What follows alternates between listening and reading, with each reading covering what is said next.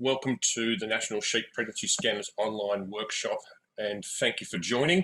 My name is Gordon Refshauge. I'm a research scientist with New South Wales DPI. I'm based at Kiro, and I'm a collaborator in this MLA and AWI funded project. I am your MC for today's workshop, as well as a speaker later on. The purpose of this workshop is to gather together pregnancy scanners from across Australia to provide up-to-date information on the subject of pregnancy scanning and practice technology and recent findings of some recent studies in Australian sheep flocks. Back in the 2010s, the Sheep CRC held a number of national conferences for pregnancy scanners, which were well attended and well received. We were hoping to have a number of regional events where we could meet face-to-face to replicate, but COVID-19 has forced us to change to the online platform. Today, we will hear from a number of subject matter experts, and their presentations will be recorded and made available online in the near future. And hello to those watching this recording. Towards the end of the evening, we will move all attendees to breakout rooms. And this is to provide you with your chance to engage directly and make comments about the adoption of pregnancy scanning and training needs. The breakout sessions will also be recorded, but they won't be made available outside the research group, so they won't be posted online. What I'll do now is I will throw to our project principal investigator, Forbes Brien. He's our first speaker, and he's based at the University of Adelaide. Forbes works at the Davies Livestock Research Centre. He's based at Roseworthy. He grew up on a family farm and has owned and managed property in Victoria as well. He has specialised training in genetics and reproductive physiology, and has been working in industry and development, research and management roles for state government agencies before joining the university.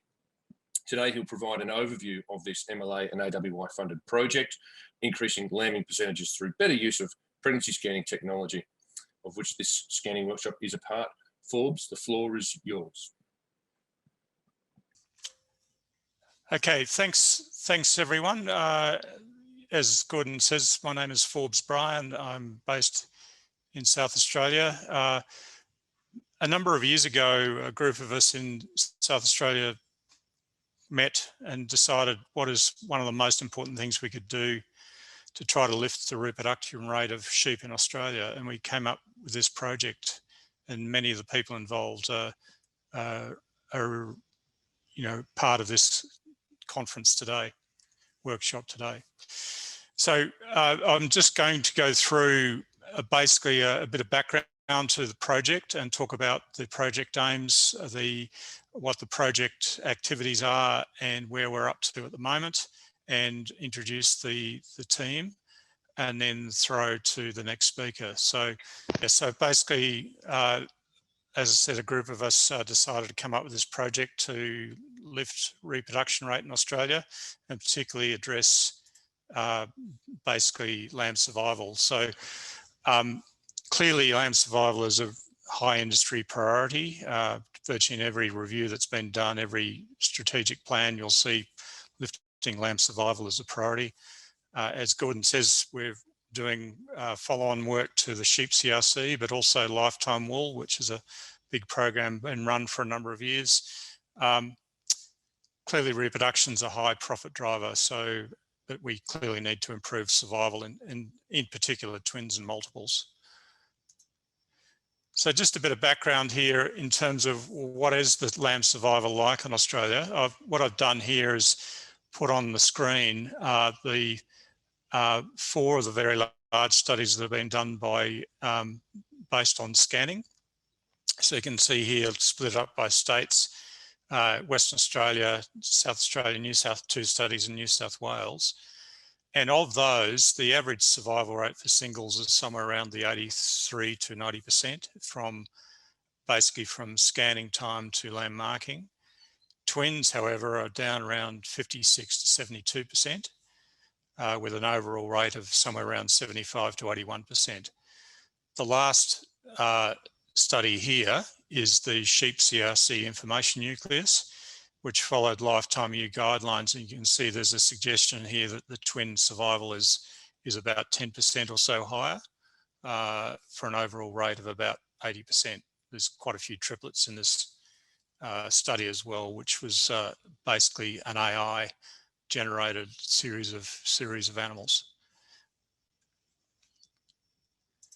So just looking at some of the, the planned studies on what impact does condition score have on lambing and also on survival itself.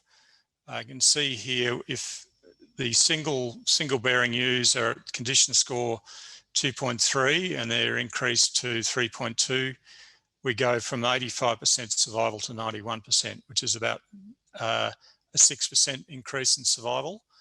But in twins, about the same level of increase in condition score, about 1, we go from 57% to 71%, which is a 14% improvement.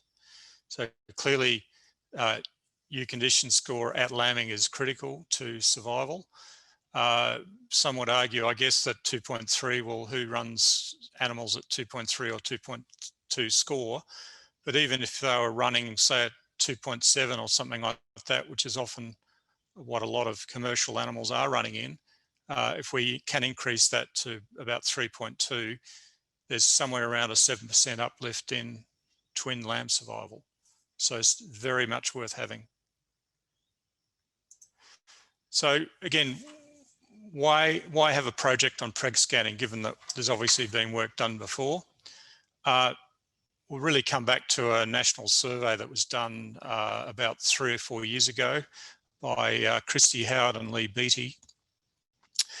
Nationally, about half the 600 sheep producers surveyed were pregnancy scanning. That is either doing wet and dry or scanning for fetal numbers. But if you look at the numbers that were scanning for fetal numbers, and you look at it as a proportion of all sheep producers, something like almost 70% of sheep producers are not scanning for fetal number. So they don't have the information that would allow them to target the nutrition of the ewes as to whether they're carrying singles or twins or multiples. So, given that, you would expect that there would be quite a lot of opportunity for improvement in nutrition. Some of the key reasons given for not scanning and I've grouped these together really, there were a whole range of reasons, but they've formed around people thinking the business case was weak. The farm itself didn't have enough paddocks to cope with animals being divided up. And people were happy or okay with their current level of performance and weren't motivated to change. So it brings us to the project. I've got the project number there, but essentially it's the increased lambing percentage by improvements in our pregnancy scanning technology or better use of it. The aim really, overall aim, is to increase survival in twins by 5% by about 10 years out from now. So we'll do that by increasing the proportion of ewes pregnancy scanned by 10%, and of the flocks, 15% more are scanned for litter size. So we can actually target more custom adjust the nutrition of the twin bearing and multiple bearing ewes compared to singles. On top of that, we're also investigating doing a couple of feasibility studies. Firstly, can we at scanning time get early indicators of fetal health from scanning imagery? And secondly, can we capture the scanning image, particularly of those pregnancies that look a bit unusual, and send that imagery to a specialist who can come up with some diagnosis?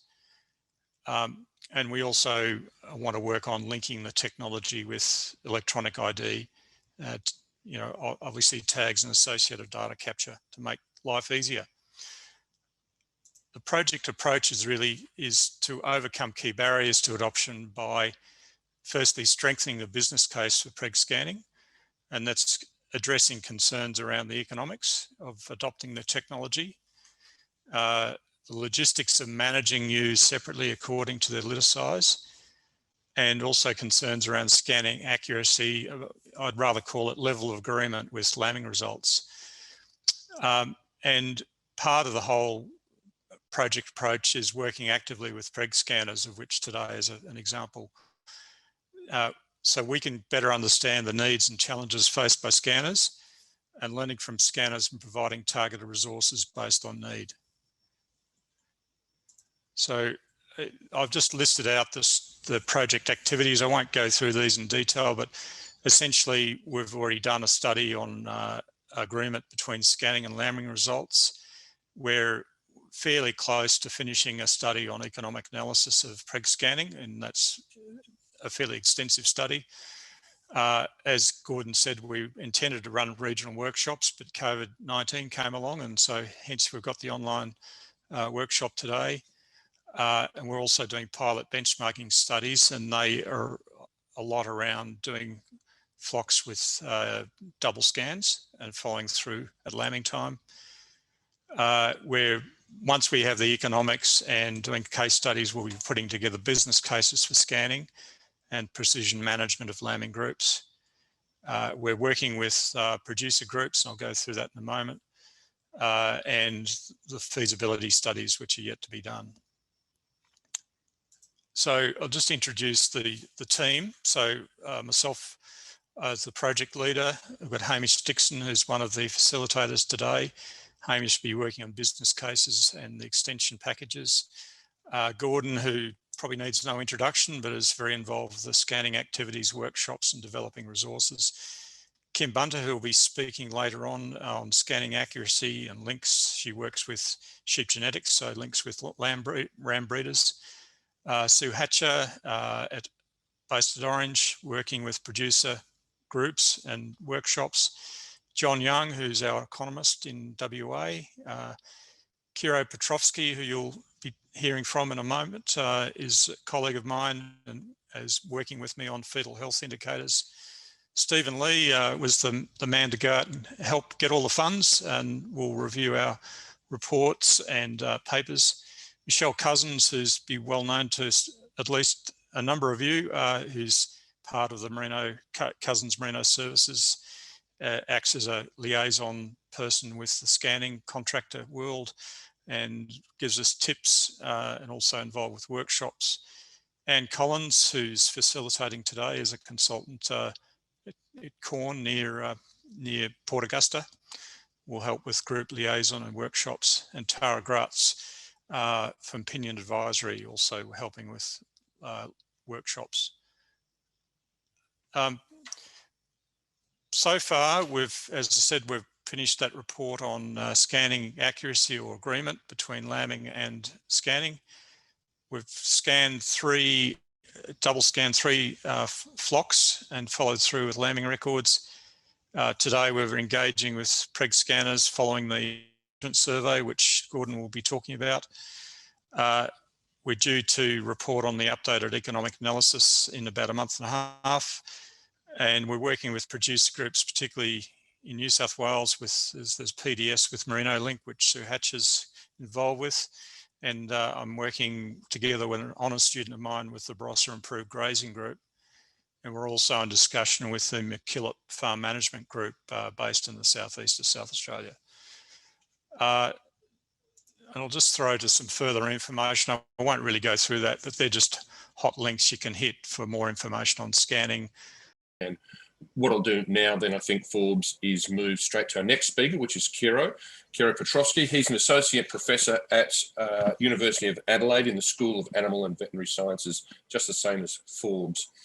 Kiro is an associate professor of ruminant health and production. He's trained as a veterinary nurse, a veterinary technician, and a veterinarian, mainly working on cattle and health, and some work with small ruminants and pseudo-ruminants. Kiro's consulted on to 87 farms in New Zealand and in 10 other countries globally. He's part-time involved in sheep health and management research. He's co-authored 2 textbooks and 48 research papers in the area of animal health and management. And applicable for this workshop, Kiro is teaching the use of ultrasound in animal health and management, and he will provide us with an industry update on fetal imagery. Over to you, Kiro. Thank you. Thanks for the opportunity to talk to you and present some of the knowledge I have accumulated over the years regarding scanning imagery of small ruminants.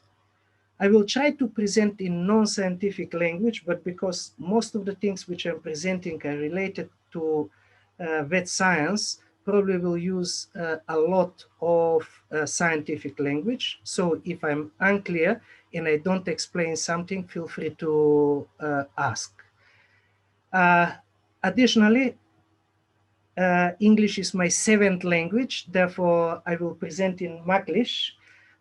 Mainly, if you don't understand or I'm talking too quick, feel free to stop me and go from there. Okay.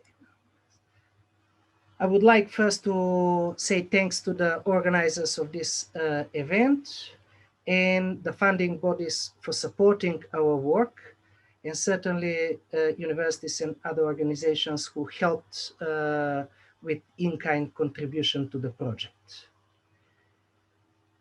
Just to clarify that many of the images are taken from internet and the sources are not always acknowledged. Additionally, some of the images may be disturbing to some people.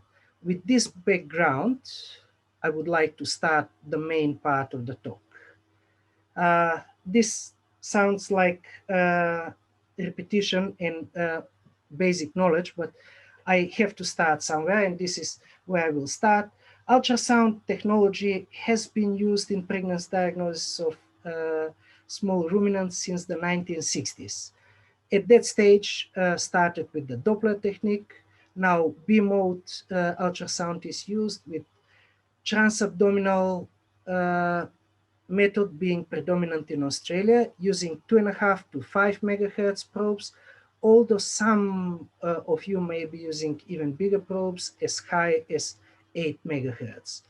The transrectal pregnancy diagnosis is not commonly used in Australia, and I'm not going to discuss anything further on that, except that it's suitable for diagnosing pregnancy very early, especially in the first 40 days of pregnancy. We have to be aware that modernization of the industry is something that we cannot avoid, and wireless streaming increases the speed of pregnancy diagnosis, but there are also rookies who are trying to do like what is on that image here, what you can see. They buy $40–50 online from China the unit, and they try to interpret the results which are going straight onto their smartphone. Scanning can be used in diagnostics of physiologic and pathologic conditions, and physiologic conditions I'm not going to spend a lot of time because this is where you are doing the work regularly.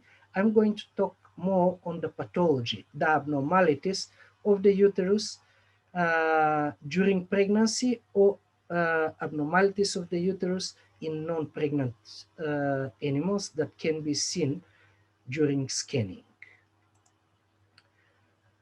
Let's start with the physiologic or normal findings that can be detected during scanning.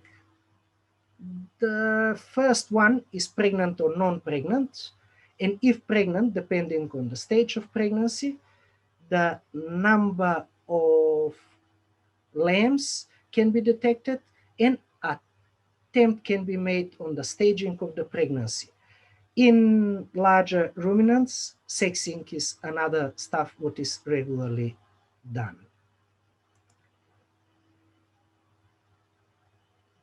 Pregnancy can be established when the following is seen: amniotic vesicle, which is anechoic fluid, dark, that means, plus minus embryo or the fetus,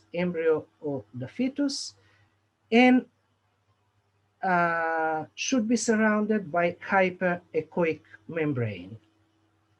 Allantois fluid is free in the uterus, is not surrounded by a membrane, and is rarely diagnosed.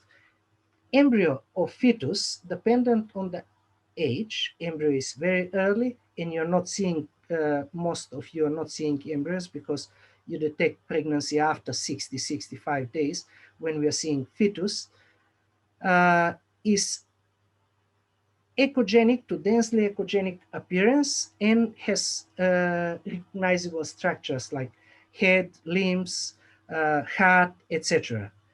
However, when the pregnancy is over 100 days, there is no ability to clearly visualize all contours of the fetus. Finally, placentomes, that's the connection of the uterus to the offspring inside the uterus, which are C-shaped in earlier stages to O-shaped in later stages of the pregnancy and are highly echogenic.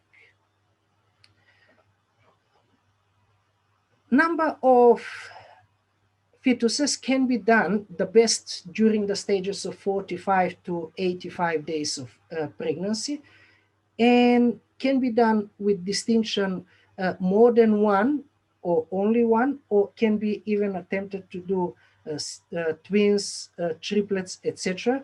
But has to be very carefully done because it's possible to make mistakes, like misdiagnosis may occur if it's out of the ideal pregnancy period, or seeing the same lamb through few cross sections.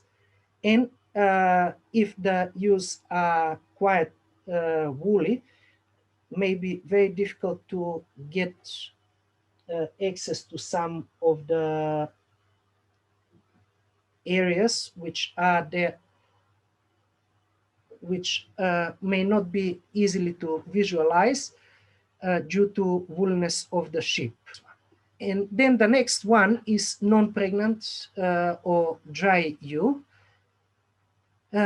Can be declared only as non-pregnant when there is failure to identify definitive signs of pregnancy.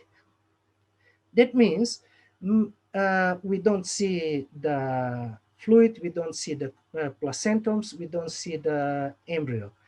However, it may be difficult in those sheep that have a lot of fatty content, and those that are deep-bodied, because the uterus is small and is located quite backward, usually in the pelvis, just above the bladder. With this slide, I'm actually finishing what is the normal presentation, and this is where your power is probably better than mine, and I'm going on where are the things which I'm familiar with, and that's pathology. Abnormalities that can be seen using the routine ultrasound are many, but I'm going to cover only some of those which theoretically may be seen by some of you. For this part, I have used clinical terms, and when I come to each of those clinical terms, I will try to explain them. And if after I have finished, if you see that I'm still not clear, you can stop me and go back to discuss something. Which are the problems what we can see? Endometritis, metritis syndrome, then evidence of recent pregnancy loss, dead fetus, which can be in some cases macerated or mummified, and then few which are characterized with uterus which is full with liquid. That's false pregnancy, hydrops uteri, mucometra, and pyometra. Endometritis, metritis syndrome are two which are quite common in non-pregnant ewes. Endometritis is inflammation just of the lining, where the uterus have very evident,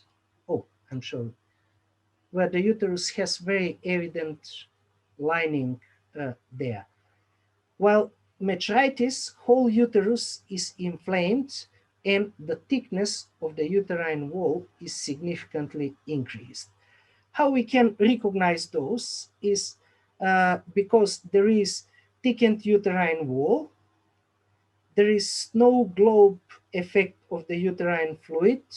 If you can see, this is part of the here, part of the uterine fluid, and is like snow globe.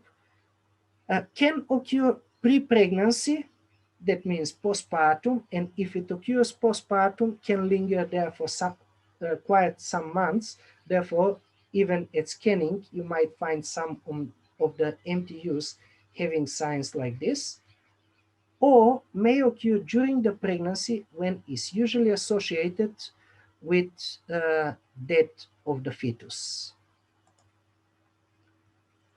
How we can recognize that pregnancy has been lost is detectable by observable margins of an enlarged uterine wall, and then placentums or caruncles are not there, or even if they are there, are much smaller and not so clear that C or O shape may be gone. Additionally, there will be lack of fetal fluid and lack of the fetus. Although, when I'm talking about the fluid, some fluid may be residual, like in this case, there is very little fluid there, but usually, even if it's there, is cloudish. How to detect death of the fetus? There is absence of fetal movements and also heartbeat. Additionally, there may be signs of fetal decomposition, like here, this is the body of the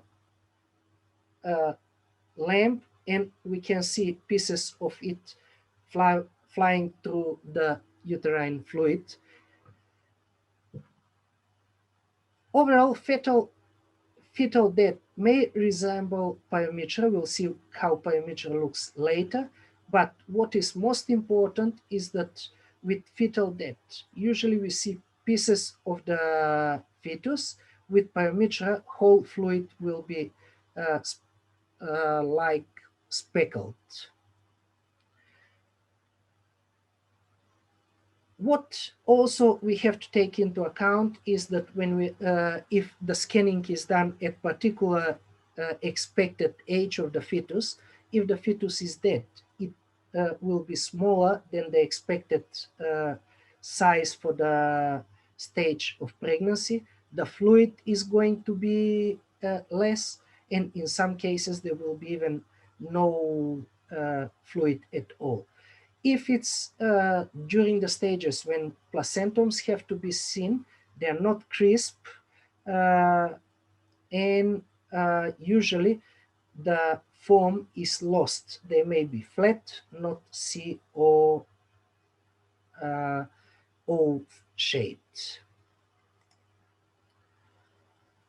Two problems which are not detected by the farmers in Australia are macerated and mummified fetus. Why? Because even if you delivers a normal lamb and then delivers one of those abnormal lambs, the foxes will pick them up, and it is believed that they are not common. Macerated fetus is fetus which is dead and which become soup, literally, in the uterus. While mummified fetus is drying off, is like mummies from Egypt, and that's why it's called mummified. Both have lack of fluid contrast. The fluid will be speckled and is not going to be unechogenic, is going to become echogenic. This is condition, hydrops uteri, which I don't expect many of you to see it because usually occurs after 120 days of pregnancy. It is pathologic increase in the volume of fetal fluid within the uterus. There are two types, hydroallantois, where the uterus is filled with anechoic fluid, and there are parts of the uterine wall transversing the fluid, while when it's hydroamnion, fluid is a bit less echoic, is semi-echoic, and there may be some little speckles, but there are no uterine wall pieces transversing the the fluid. Why I'm mentioning this, because maybe quite commonly misdiagnosed with false pregnancy and with pyometra, but with hydrops uteri, fetus and placentums are still present, while with pyometra and with false pregnancy, those are not there. False pregnancy is most common in goats, but it has occurred in sheep. No reports from Australia, probably because no one has actually reported when they see them. What is characteristic is that the uterus is filled with fluid, same like in pregnancy, but there are no signs of placentums, there are no signs of uterine membranes, there are no signs of the fetus inside, of the lamb inside. Characteristically, when you are shaking the abdomen to check where the lamb is, you may see that uterine fluid actually undulates, is shaking around. If in theory someone of you see the ovary, what I wouldn't expect with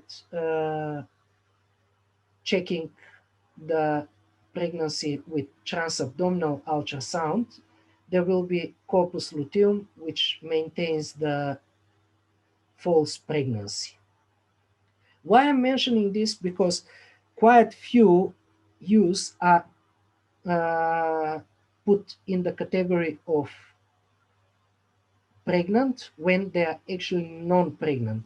They have just fluid within the uterine cavity, and can be quite problematic, especially if you suspect that that pregnancy is less than 40 days there. Mucometra is accumulation of mucus within the uterine cavity, and mucus is relatively thick. There is protein in, therefore gives that speckled appearance, but is not stringy, is just like speckles, and when you try to shake the uterus, is quite soft. There is no evidence of the fetus there, there is no evidence of placentums, and there is no evidence of the thickening of the uterine wall, which will indicate that pyometra might be there. Finally, the pyometra is an accumulation of pus within the uterine cavity, usually seen as fluid-filled uterus, but the fluid is with an increased echo density and may show swirling appearance. Typically, the fluid is described like snowstorm-like appearance. It is relatively common, and when is in this picture, may be actually confused with pregnancy, especially when is the pressure of doing the pregnancy diagnosis in very short period. When it's like on this picture, when there is visible pus, clearly visible pus, it's much easier to say, oh, she's not pregnant, but this may be confusing with pregnancy. And this is where I'm going to stop and open for questions if there are questions there. We do have just a moment, Kiro, for questions. There aren't any in the chat directed, but I have one for you, which is what can be done for the ewe that has these abnormalities, and should she be described as a non-pregnant animal? If there is pyometra, mucometra, false pregnancy, depends now what stage you are scanning. Usually is very late, but if was in early stages, the ewe can get prostaglandin, and she will come in 2 to 3 days in estrus, and she can be put back to the ram. But if it's too late, then probably the owner should be advised she's empty, and they have to decide what they want to do with her. If we see the fetus which is mummified or macerated, actually it's not nice even to leave that ewe to stay there in that situation. Prostaglandins and corticosteroids should be given to induce abortion. And there was a question which says causes, viruses, feed related. Okay, most of the endometritis and metritis cases are caused by bacteria. Most of the fetal death is caused by diet related, especially if there is mold in the diet, and some of the viruses can cause. Also, some bacteria can cause fetal death, and very common problems in Australia is Vibrio. Not well-known problem is Toxoplasma is not well known, but actually the research from our uni says that Toxoplasma in Australia is not different from New Zealand, and in New Zealand nearly 75% of flocks are infected with toxo. Thanks very much, Kiro. What we'll do is ask you to now maybe address that question again in the chat, and there might be some others there for you to address as well. What I'd like to do is now cut across to our next speaker, Simon de Graaf. Simon is a associate professor at the University of Sydney. He's recognised worldwide as an expert in sheep reproduction and artificial breeding. His research programs have produced 75 refereed articles in international journals and 2 highly regarded book chapters on the controlled breeding of sheep. He's an associate and professor with animal reproduction at the University of Sydney, Secretary General of the International Congress on Animal Production, and as a regular consultant to the artificial breeding community. His presentation will summarise the initial analysis of historical pregnancy scanning records and introduce a new system built by Graham Innovations to improve the ability of scanners to record and report scanning results to their client. Simon, the floor is yours. Thank you. Gordon, thank you. Pleasure to be here. Wonderful to receive that glowing introduction. And it's glowing because I, of course, wrote it myself. So you take it with a grain of salt. But look, I'm excited to present to you some initial observations from a data set which we are very lucky to work with. And then as Gordon mentioned, to introduce a new system which Graham Innovations has been developing, which does sort of link to the acquisition of data, but it's also something which should hopefully be useful to you in other ways if you are a scanner, of which the vast majority in the room are. So to begin with, I wanted to just quickly discuss ewe fertility and reproductive efficiency. So, you know, reproductive failure is something that you're all there measuring, but you're measuring a certain point of reproductive failure. And there's a bunch of different points in the reproductive cycle where failure can occur. Now, I know that you know these things already, but you know, they're listed down there just as a reminder. Consider it as a continuing professional development for yourself to just be reminded of those things. I think the important thing to note that a lot of these points in the reproductive cycle are very difficult to measure when failure occurs, and that ultrasound is the big thing that we have to measure reproductive efficiency, and that captures a whole lot of reproductive losses before that point when you scan. And the ultrasound that, you know, when I say we talk about fertility, I'm largely going to be talking about ewes lambing over ewes joined or ewes scanned. That's what I would say when I'm talking about fertility. Now, the use of ultrasound is not new to estimating fertility, and there's a number of papers that you, or that we've seen that you might have heard of yourselves. One which has been cited quite a bit from back in the early 2000s from South Australia gives an example of what the pregnancy rate of ewes were there as a means to measure reproductive efficiency and fertility of sheep, and what that industry standard was. It's around about 19,000 ewes there that were exposed to rams. So you can sort of see, here we go, I've got my pointer up on the screen. You can see there that you've got 19,000 ewes. That's made up of that's the number of ewes from around 68 flocks.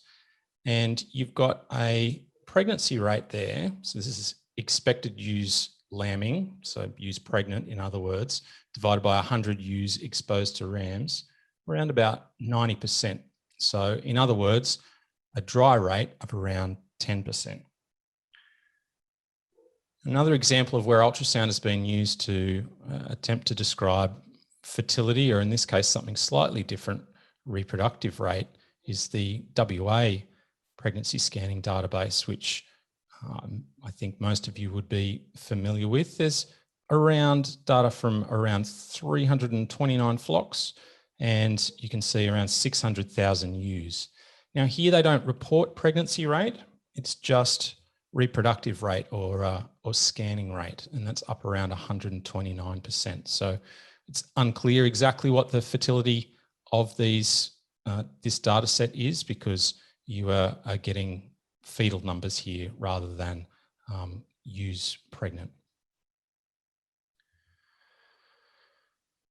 So what we wanted to do in our project was to take some historical scanning records and see whether or not, with a larger data set, we saw similar ewe fertility, so pregnancy rates or reproduction rates as what you saw in that WA data set. And then we wanted to take things a step further and start to analyse factors that might influence fertility. So over the years, has fertility risen or fallen in bad or good years? The season of joining, summer joinings resulting in a lower pregnancy rate. Breed, age, the region that sheep are joined, is that causing some sort of an effect? And also then trying to see whether or not something as detailed as weather at joining, so say perhaps heat events, are they causing any kind of decline in pregnancy rate or reproduction rate?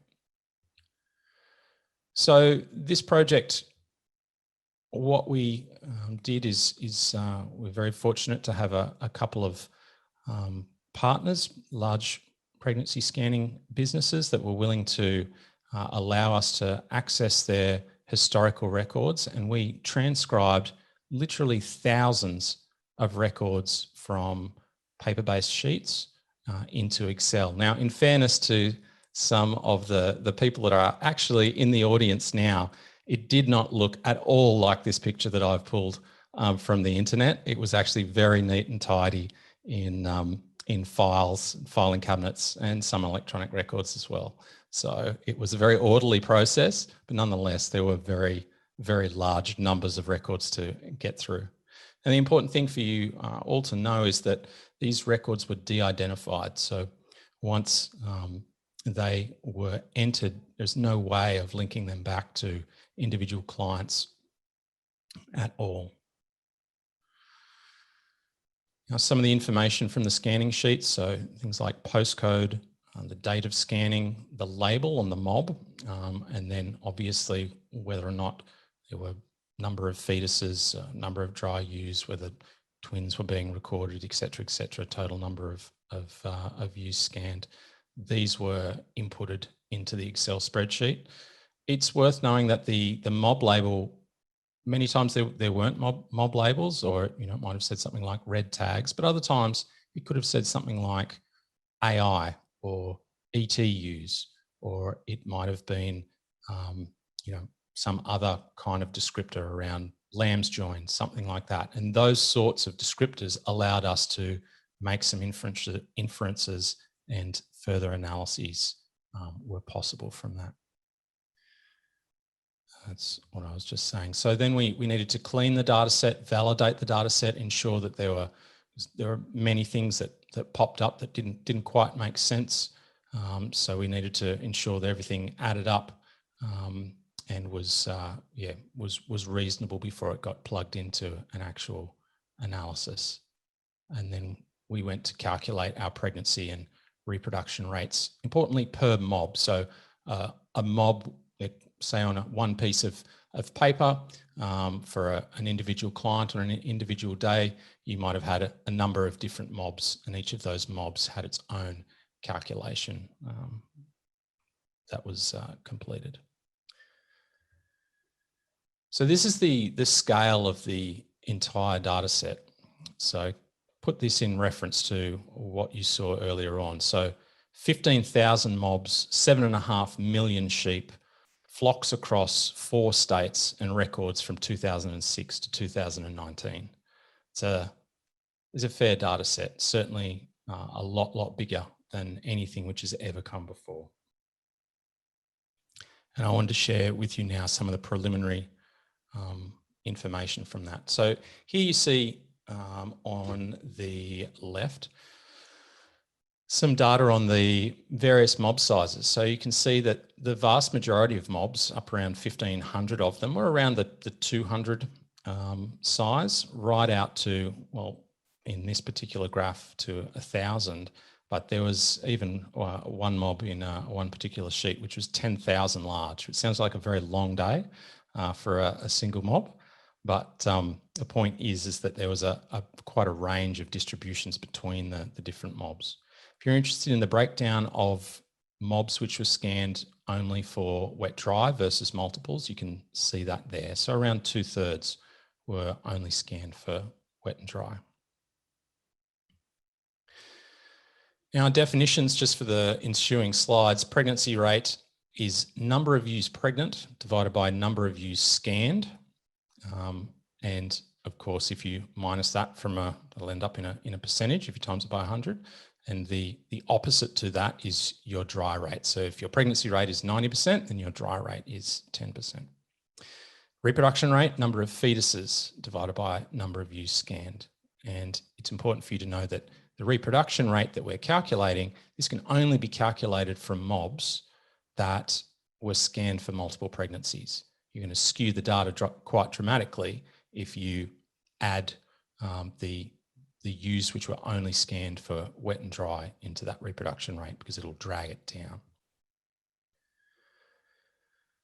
So here's the first set of results. A lot going on in this particular slide, but what you've got up the side is pregnancy rate. So from 0% up to 100%, or if it's in a decimal, 0.0 through to 1.0 being 100. And along the bottom, you have year. You've got standard error bars there, and then you've got the value. Now, the information up at the top, that N is the number of mobs, and S, in this case, is the number of sheep which comprise those mobs. Now, you can see that over time, from 2006 through to 2019, relatively stable pregnancy rate. Some variation, relatively small, but overall, we're getting a pregnancy rate of 76.1%, or in other words, we're getting a dry rate with 7.5 million sheep scanned of around about 24%. If you're interested in the reproduction rate, now we've got the scales here around about the same, so it doesn't look too strange. So going from 0 up to 200%, you can see that our average over the entire set of years of the data set is around 121%.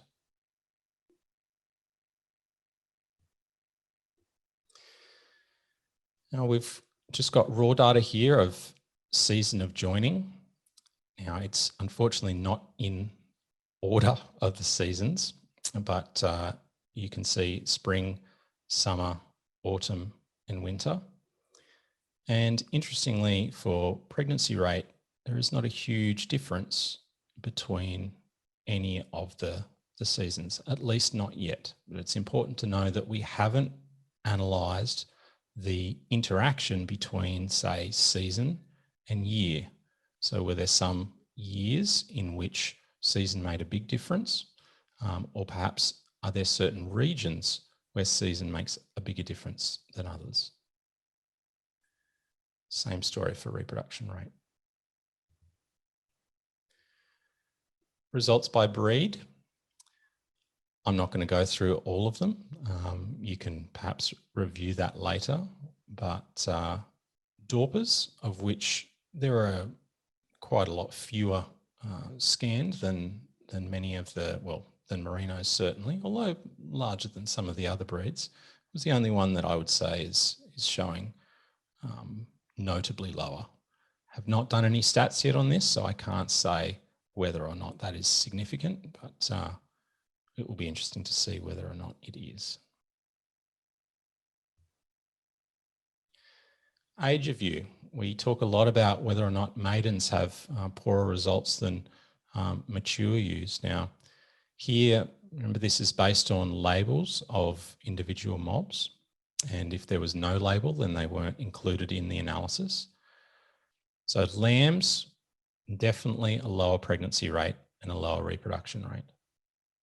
Hoggets, maidens, mature ewes, all still up around that 75-ish%. Mature ewes seem to have a slightly higher reproduction rate though than the maidens. Now, utilising postcode from the client data, we have assigned these to the different broadacre zones and regions, so pastoral, wheat, sheep and high rainfall zone. And you can see that for the top graph there, we have those three zones, and then again, we have pregnancy rate up the side. Now, because of the scale, it doesn't seem as though there's much difference there at all between the three different zones. It's true that the pastoral zone is a little bit lower, and you can see that again for the reproduction rate. Remains to be seen whether or not these changes have an interaction, or these levels have an interaction with, say, year or season, that kind of thing.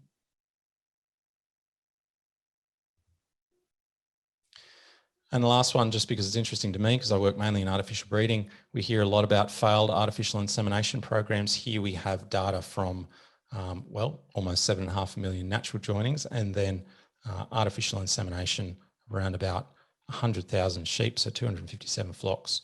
It's up around what I would say is the standard, which is 70%. Embryo transfer results a little bit lower.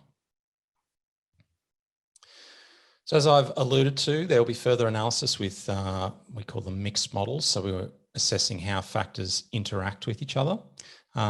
We want to analyse weather during joining, so we can link our postcode to the nearest bomb station. Is that perfect? No, it's not, but it's something which may show some interesting data. So perhaps temperature humidity index or rainfall or temperature. These things could impact what the resultant pregnancy or reproduction rates were. We'll also do a little analysis to see whether or not the ratio of wet, dry to multiple scanning changes over time. So are more people scanning for multiples as the years have progressed? So our conclusions from this study so far, I would say first that study's ongoing, but the rate of dry use is much higher than what we've seen in any of the previous estimations which have been published or that are put out there by the major research development corporations.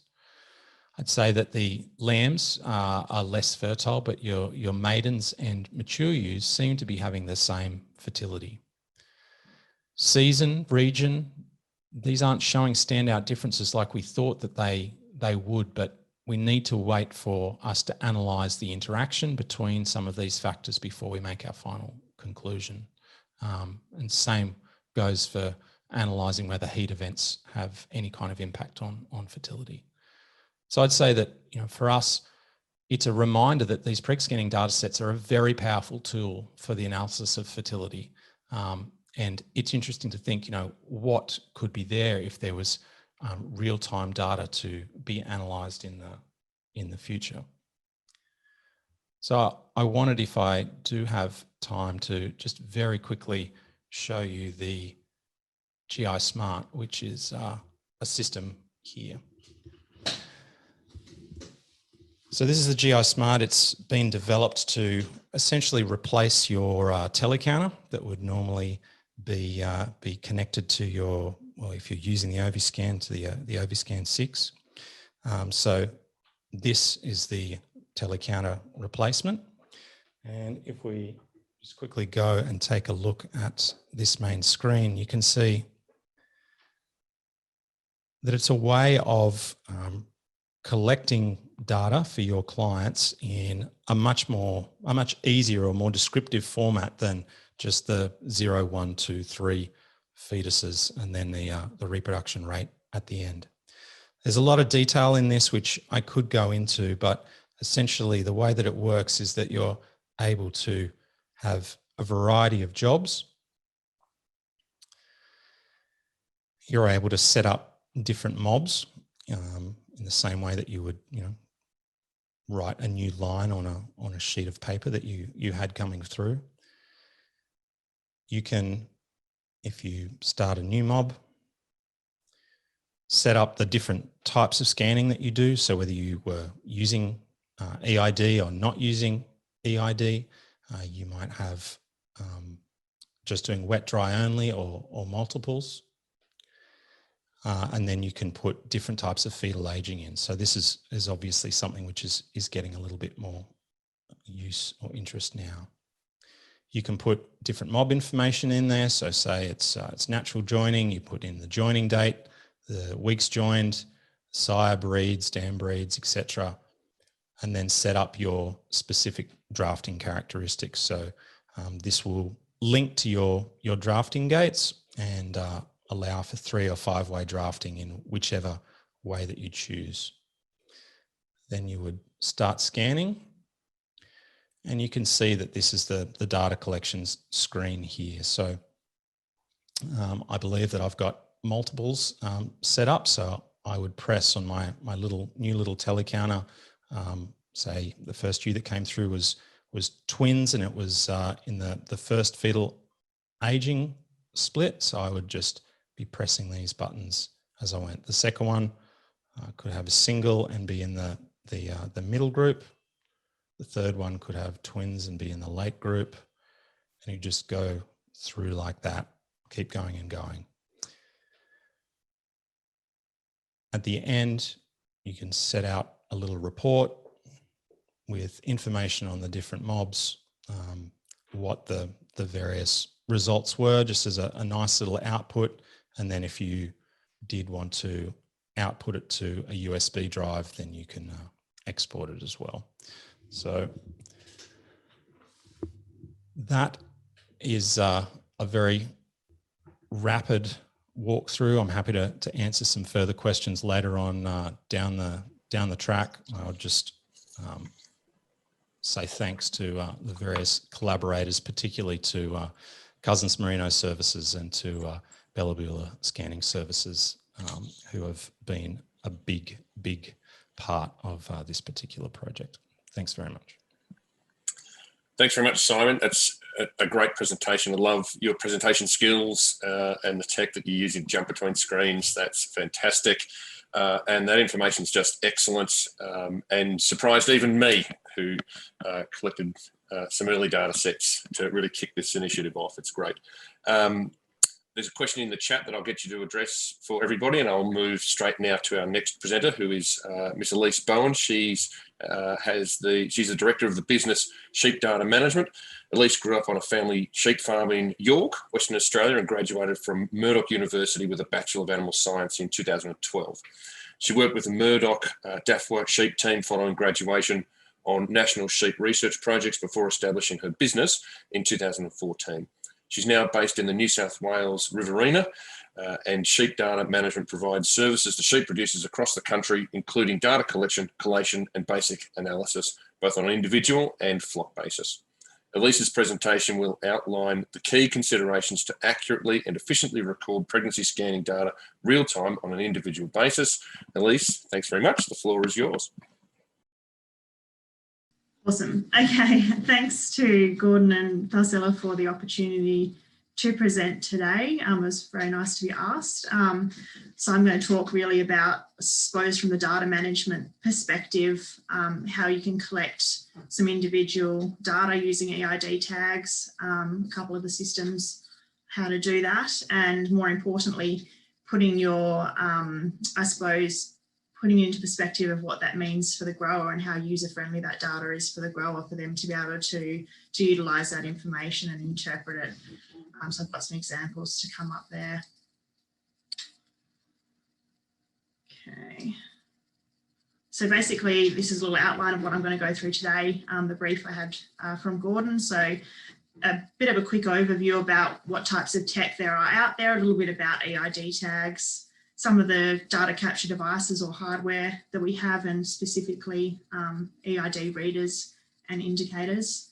And one particular example I'll step you through of one particular system, but also just to acknowledge that there are a few different systems out there, and that's basically, you know, the process on the day and equipment that you use to collect and record that data.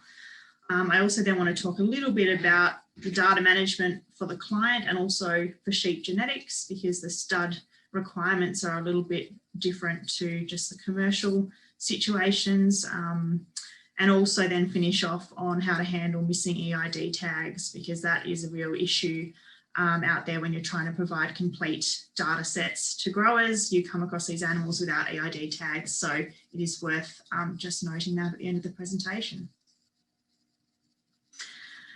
So basically, EID tags, there are heaps of companies that produce them. I mean, there might be five or six that I could think of, and it don't really need to go into that level of detail. These are the key points I really wanted to mention. When you scan an EID tag and that long number comes up on your screen, basically the first 3 digits of that number will denote what company that tag is from. So 2 examples here, a tag starting with 982 is an all-flex tag, whereas a tag starting with 940 is a shearwell tag. So you will notice some, flocks might have multiple tag companies coming up.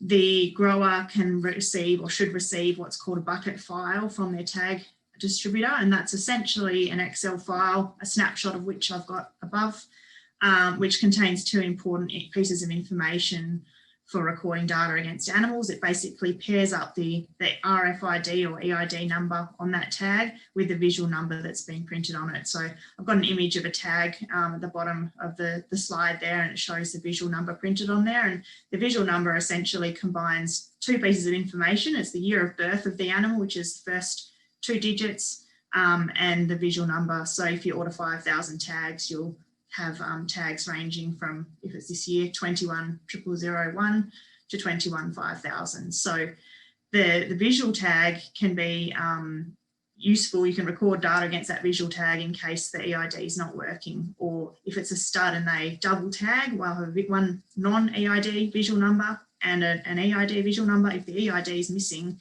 you can actually record the visual number against that pregnancy status from the non-EID tag. So you don't always need an EID to record individual information. In terms of readers and indicators, there's 3 key components of hardware required to capture electronic information using electronic tags. So we obviously need that tag. Then we need something that's going to read the chip in that tag. and then something that is like the computer that's going to bring up the information. So those are the three components, and generally you can mix and match companies. So most companies are compatible with each other. So you could have a stick reader from Allflex that should be able to work with a Gallagher indicator unit or a True Test unit. I'm going to actually use the True Test gear in my examples and the systems in their examples, because they're the ones I'm most familiar with and in my network are the most widely used. On the right, I've got an example of a True Test panel reader. So these would be fixed to potentially your scanning crate or a weigh crate on a farm. You can also have a mobile stick reader, which you've probably all seen around about. So the stick and the panel reader perform the same function. They essentially pick up the tag number and then usually communicate via Bluetooth to the indicator. For example, that XR5000 indicator I've got an image of there, which is essentially the computer, and that will bring up the animal's ID. It also doubles as a weigh scale if you're wanting to capture a body weight at the same time. And that's the device you're actually entering the information on, where you're recording the pregnancy status of the sheep. And you can, at the end of the day, the end of the mob, download a session off that indicator, and it becomes a file that your client can then open in Microsoft Excel. So in terms of systems, I did mention there obviously are going to be multiple systems, and I'm sure if we asked all the pregnancy scanners online today which system you use, we'd probably end up with 12 different options. I'm going to focus on the first one as the example that I go through today, which is how to connect an OVScan 6 to an XR5000 True Test indicator. And when you get this slide, when you get this presentation, there's two hyperlinks I've put in here. If you click on these links, it'll take you to some documents on the internet. The first is the full setup guide for what I'm going to go through today. And I've captured a lot of the screenshots out of that guide just to go through this example. And I've also found online a YouTube video to help you through the setup of using a Gallagher TWR5 indicator and connecting that to an OVScan 6. And I'm sure there are other systems out there as well. This isn't really my specialty. I'm not a pregnancy scanner. I don't have the pregnancy scanner equipment. I sort of handle the data at the other end. So a couple of examples here that you can have a look at if you're not familiar with the system and you don't currently have a system. And more importantly, I think I want to sort of focus on the output that we're getting there, and which can help to diagnose some issues with the data capture. So if I whip through this example of connecting an OVScan 6 to an XR5000, there are three key steps that I'm going to go through. The first is how we create those new traits on the XR5000. So we've got those fields for data entry. And then we want to connect the OVScan 6 with a serial cable to the XR5000. And the final step is setting up that XR5000 weigh screen to be able to enter the data once it's connected. So if we go to step one, how to create those traits on the XR5000, and I'm going to have some images of the XR5000 to show you in the coming slides. What we're going to do is we're going to go into the settings function on the XR5000 and go into the information to display and record, and we're going to add a new trait. And there is obviously a primary trait that you'll do for every client is going to be the preg scan. So that's obviously 0, a 1 or a 2 or a 3. And there's the option there to have a secondary trait for fetal age, which is where you would put in your earlies or your lates. So what does this look like? Hopefully you can see that clearly on your screens.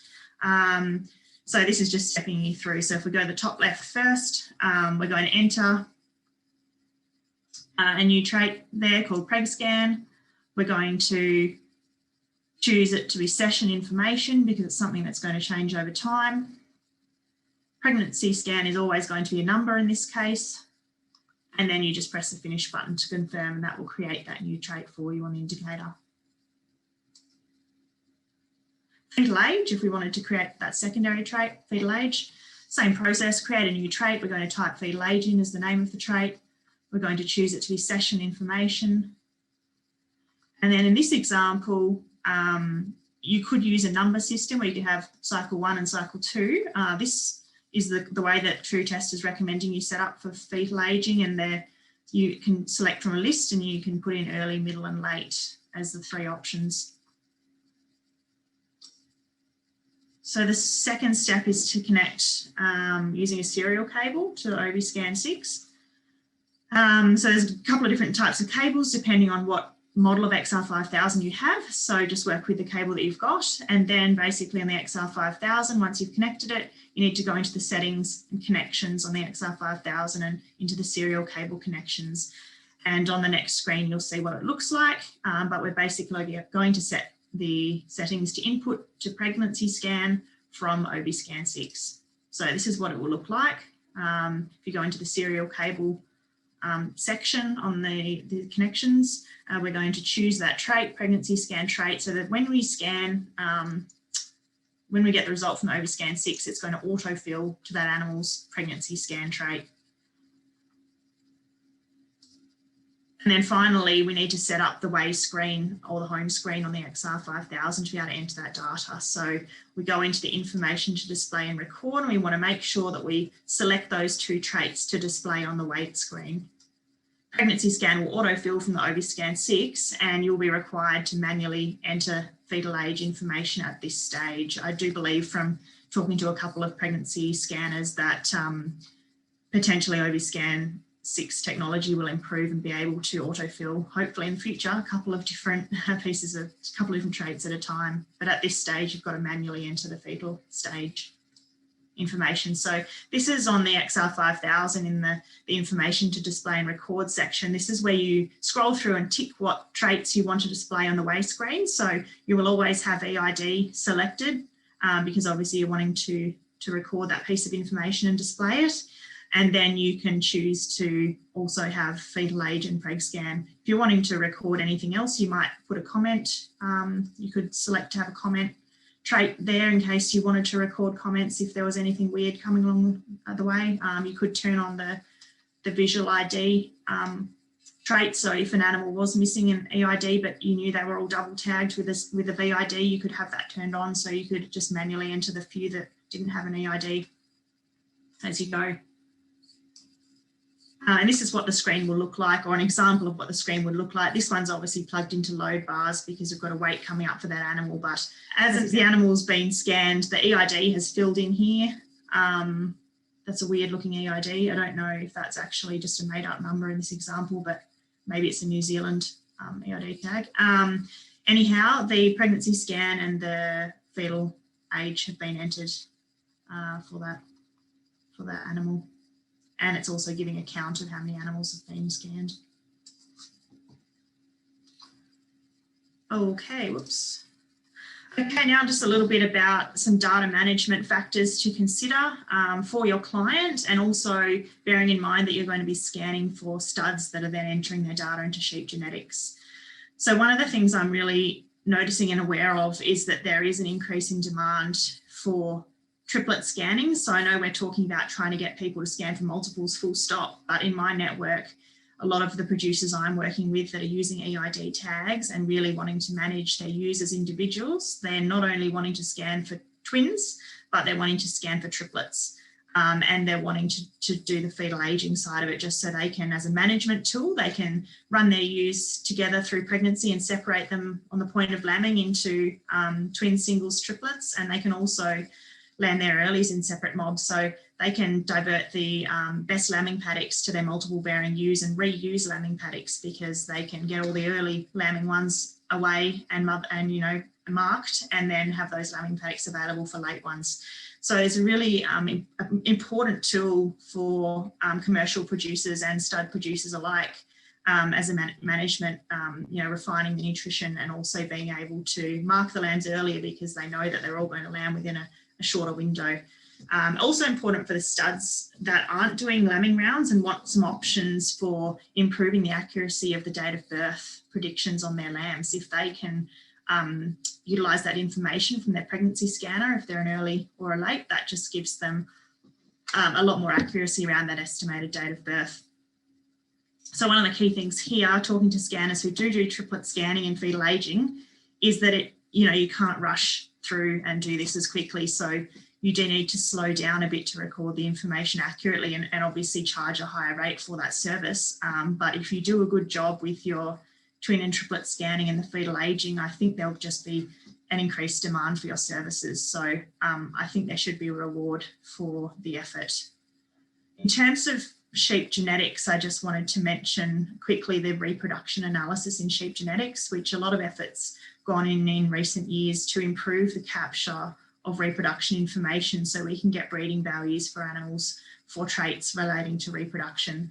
So we now have an improved way of submitting mating data through a mating database, and some of the key things that breeders can put into that mating database include things like, and that are required for effective reproduction analysis, include things like their ram in and ram out dates, so their joining windows, what sire they were joined to, the scanning date. So when you enter scanning information, we should be putting in this date that they were scanned, so the analysis can look at what stage of pregnancy those animals were scanned at in terms of the accuracy of that scanning result. Breeders are also being encouraged to submit their pregnancy scanner name in there as well, which isn't being used at this stage. It's not really, obviously it is a unique identifier, but it's not used in that regard. It's just in the future, hopefully they'll be able to look at the data and work out what is the correlation between observed birth type and pregnancy status determined by the scanner, and is that highly correlated enough, or are there potential issues there? The pregnancy scan is actually used in place of a birth type if the breeders are not observing at the lambing site how many lambs are being born. So it is important that breeders have confidence in that data that's being collected, and they're making sure that they're doing everything they can from their end to present the ewes in an appropriate condition for good, accurate results. So it has been mentioned previously that obviously we want to scan within that optimum stage of gestation. So for multiples, that's been said to be around 45 to 85 days of gestation. It is obviously the responsibility of the breeder to try and book in their scanning or provide their joining windows to their scanner to get that as close as possible. Have been some issues this year with availability of scanners, probably in part due to COVID and movement restrictions and things like that, that it's not always possible to scan within that optimum window. But I think it's an important conversation to have with your client, that if it is knowingly outside of the optimum window, that they can expect some variation in the results. The presentation of the animals on the day, obviously things like that feel can have big impact. So I think it's important just to keep having those conversations with your clients and just to make them aware that the conditions weren't perfect or weren't up to your sort of standard, and therefore they could experience some anomalies in the results. Completeness of data recording in terms of missing data is something that's really important. I would encourage you, if you are collecting individual animal data for your clients, jump into those Excel files, have a look, have a scroll through and see what they're getting from you, and have a look to see, is it complete? Are there gaps?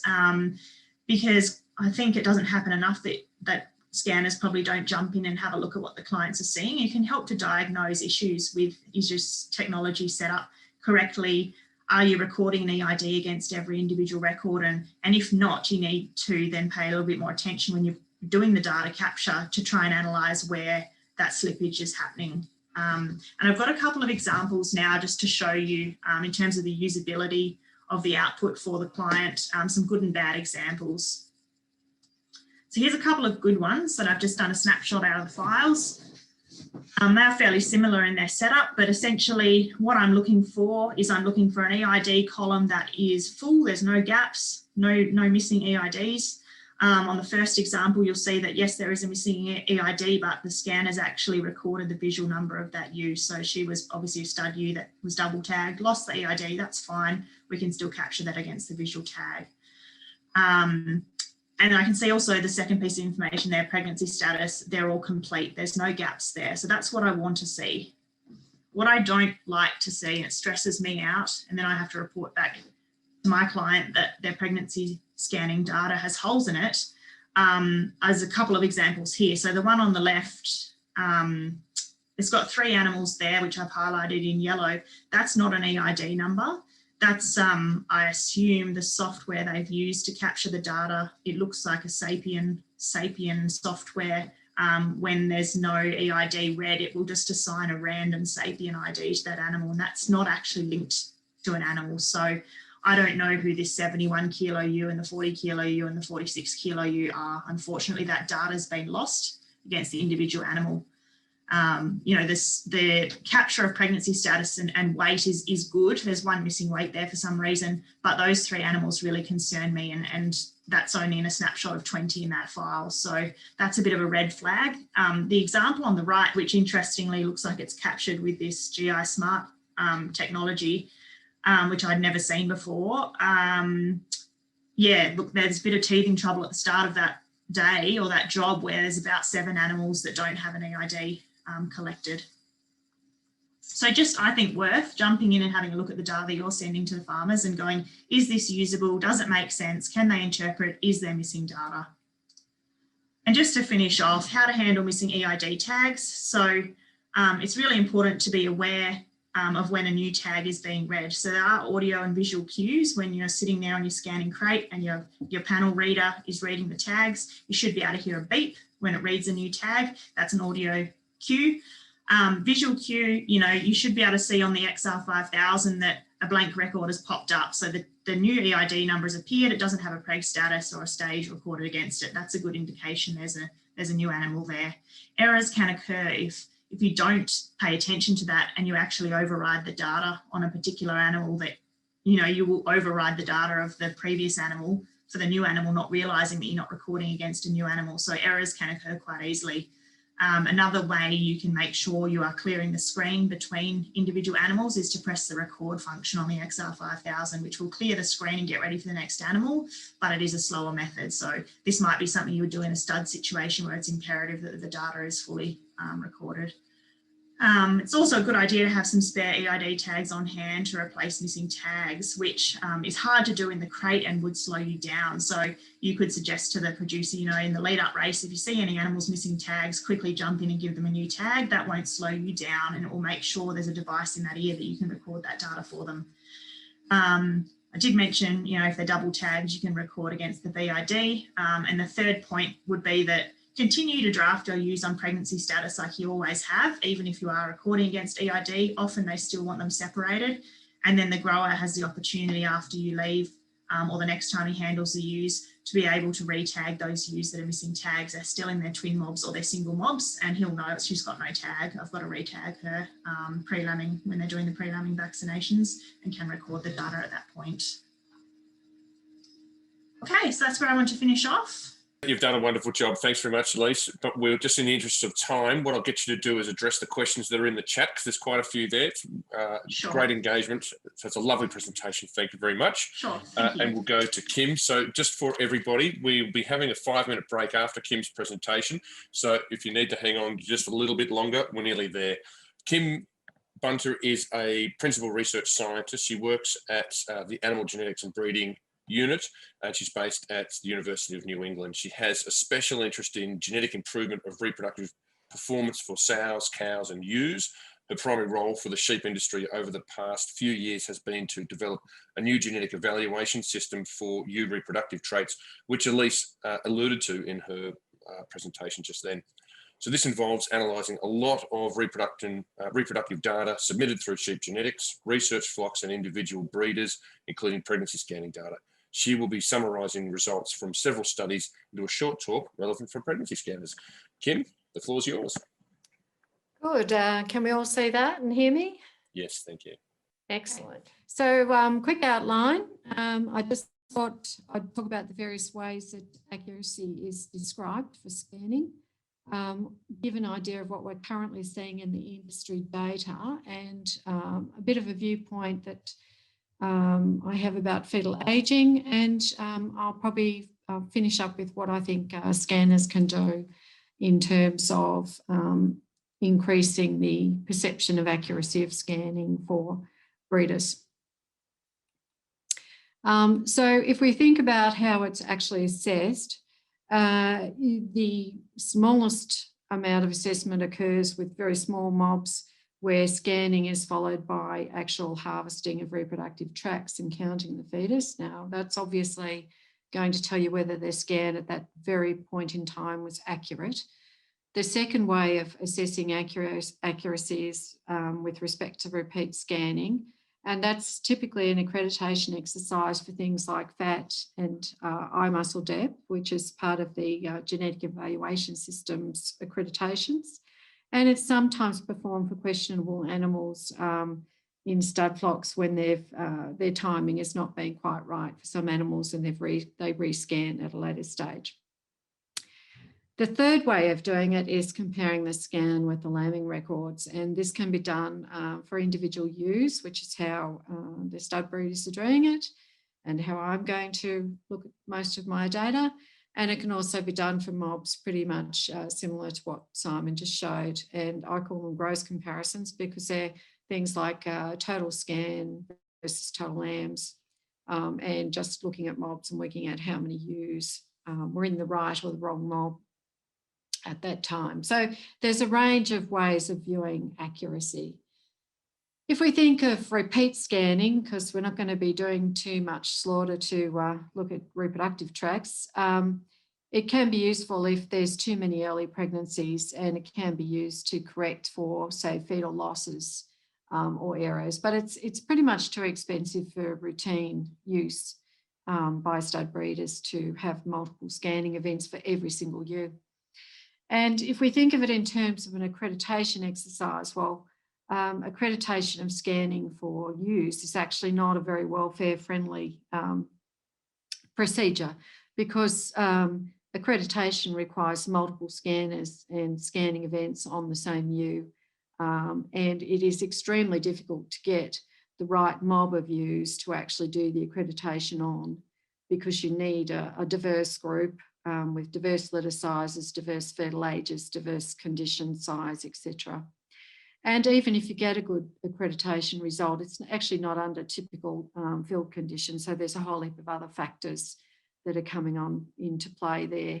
And finally, there's actually not a gold standard for comparison unless you do slaughter the ewes, because repeat scanning only tells you about the repeatability, but you can be repeatably wrong.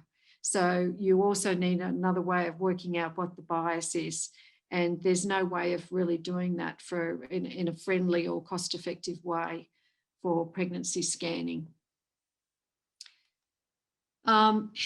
If we want to compare scans with lambing outcomes, well, obviously that's the best indicator for producers, and that's what they want to see. The problem is that the lambs are not necessarily accurately identified to their own dams.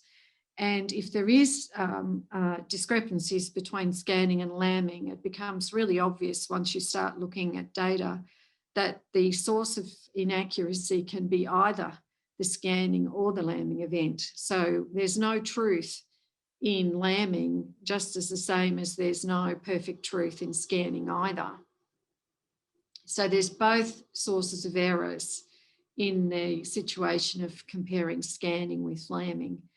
And between scanning and lambing, there's lots of things that happen. And I'm not trying to tell everybody how to suck eggs, because you all know what happens between these 2 points in time.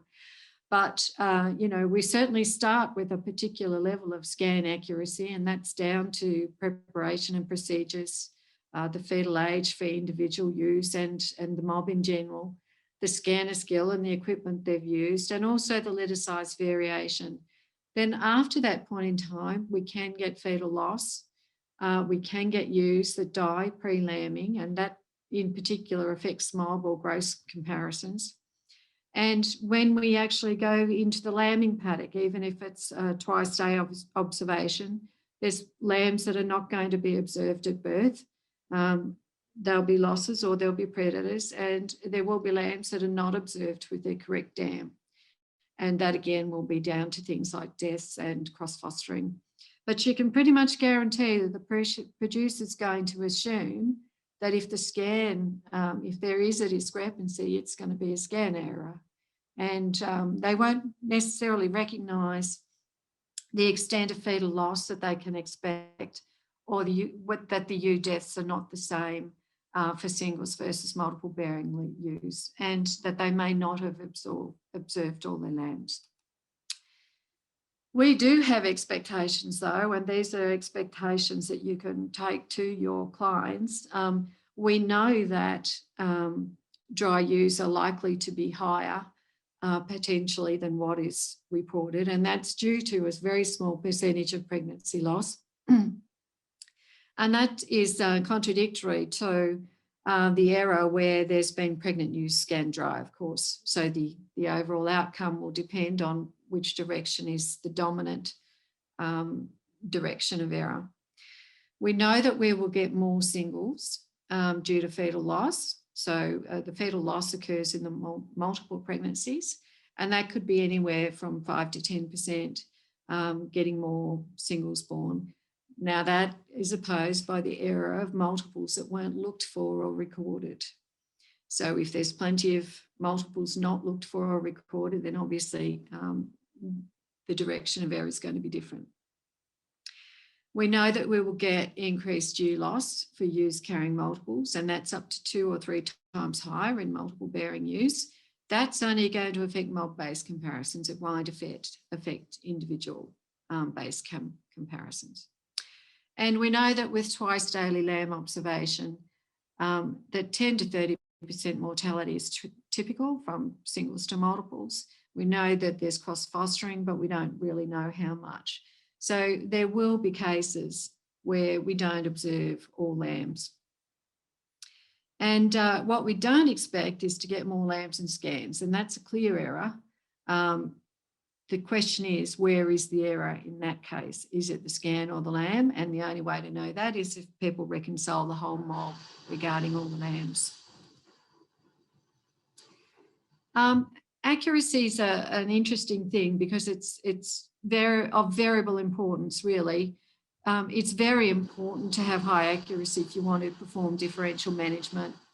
And I think the attitude of producers varies a bit. For example, some producers are not too concerned about triplets appearing in twin mobs, but they're very concerned about singles fed in a group of multiples. It's also very important for overall feed budgets. So obviously an underestimate of the lamb numbers is probably a more significant problem. For the genetic evaluation system, we actually eliminate poorly timed scans based on the dates that Emily talked about. And we can actually correct the wrong information by using lambing records. Further, we have information rich from relatives, which helps to contribute to breeding values. So individual inaccuracies can be sort of evened out a bit. And we accommodate scanning errors by having sometimes a more conservative heritability. But certainly for some people, the actual scanning information is probably more reliable than the lamb data that they can collect, because if there's a lot of predators or they're unable to perform the lambing rounds regularly, then the scanning might actually be the better source of data. So I'll talk about what we see in industry data. So I'll start with a couple of earlier studies. The first was a scan to slaughter study on about 270 ewes. And you can see that the overall consistency was 95% between what was scanned and the fetuses that were recovered from those slaughtered ewes. The dry versus pregnant was extremely accurate. And as expected, the accuracy declined with the size of the litter. The same authors, so that was a Smith study, showed that when in a 1,000 ewe flock, or I think it was 2 flocks, the lambing consistency with the scanning was actually 86.9%. So it looked quite a bit lower. But if you look at daylight versus nighttime, the ewes that lambed at night, so when predators are prevalent and cross-fostering is not observed, the accuracy was considerably lower than daylight hours when the ewes were actually observed. So there wasn't actually much of a difference between ewes observed in daylight and the previous scan to slaughter study. And you can see here that roughly 10% of scan lambs weren't seen and roughly 2% of pregnancies were lost. I actually performed another analysis in 2016, which was closer to 40 or 50,000 ewe records. And the range, I'm just showing you the range for singles, for dry ewes, singles and twinning ewes here. And really in research flocks, we saw the top the top level here, and in industry flocks, we tended to see the bottom level here. And the worst case scenario from this particular study was that there were actually close to 8% more lambs born than expected. And that's probably not ideal for that producer.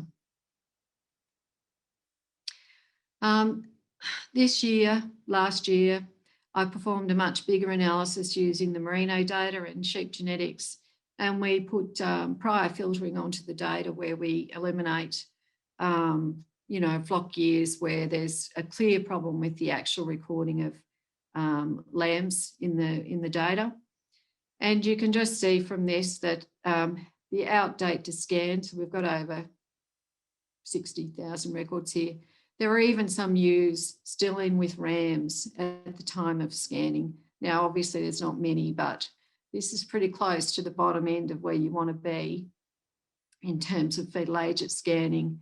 And actually, by the time I looked at lambing dates, there would have been a very high percentage of ewes who were scanned outside the best fetal age range. Despite this, the error rate on fertility was actually pretty low. There was a larger error rate in litter size, and the majority of this was coming from twin scanned ewes lambing as singles. And then a much smaller proportion was coming from the triplet bearing ewes that were being scanned with twins. But, that's quite a big proportion of the triplet ewes being scanned with a much lower litter size. And in this data, we could easily demonstrate that the poor timing of scanning decreased the accuracy. So when we eliminated the data that was poorly timed, we got improvements of accuracy right across the board for all of those particular variables. Of course, the timing is affected by, circumstances. And this is a project that we did at Chiswick in 2018. And this is basically the same site, and these are 3 mobs at the same site. And you can see you only have to move the targeted fetal age back by 10 to 15 days. And all of these ewes down the bottom end here are all going to be below the optimum age for fetal aging for litter size at scanning. In the sheep genetics data, we've previously surveyed merino breeders, and we know that the majority of breeders report lambs observed at marking or later, and therefore the number of lambs reported always has to be pretty much biased downwards because we've got mortality. So I just subdivided the data. These are means for scan counts and means for litter size that were observed from the lambs. And if you subdivide the data into flocks where the difference between those 2 means is greater than 10%, and then run a regression in each of those, you can see that for flock years where we have a good consistency, we actually get a 1-to-1 relationship. So the regression between mean litter size and mean scan count is actually 1-to-1. So this is demonstrating that quite a bit of the perception of inaccurate scanning is actually due to inaccurate lamb reporting. Then if we look at the orange dots, which are the breeders that have poor consistency, the regression reduces to 0.8, which is coincidentally exactly the same as the expected average mortality rate by marking. So this is pretty good evidence that those inconsistencies are a lot to do with not reporting all of the lambs rather than being a scan problem. The blue arrow is actually showing us that there's a slight kick in the line there, and that's where the triplets are starting to come in. So we're actually getting a declining regression above the point in time, which is around 1.55 mean litter size, when the triplets are starting to come into the equation. Fetal aging, well, I wish it was done actually rather than in splits. I would love to see it in days, but that's because I'm a geneticist and I want to know the age of all the animals that ever hit the data system. We know that it's used widely for AI versus backup, and we know that it's used for the early versus late lambing management. The problem is always that the mid-ewes can be late earlies or early lates, because people generally forget about the variation in gestation length, which we know is quite noticeable between some different sire breeds. It is possible to actually predict fetal age in days, but you need to have a grid or a calibration curve for your scanner. And at the moment, I don't think any of the scanning systems offer this for sheep. We did actually develop a grid or a calibration curve in the AWI project I mentioned there. And when we compared lambing date based on the fetal age at scanning versus lambing date based on the AI, we did get a reduction in accuracy, but it was still pretty good.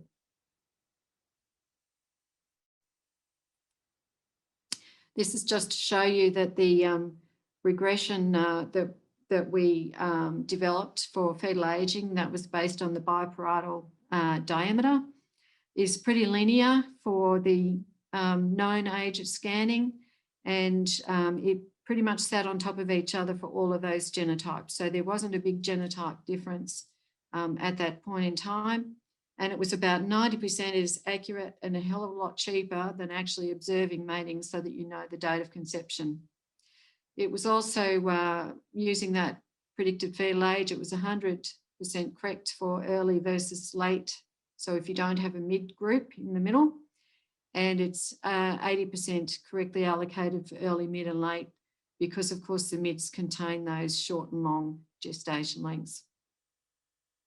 That's a nice picture there that Doug Fowler took while we were doing the scanning for this project.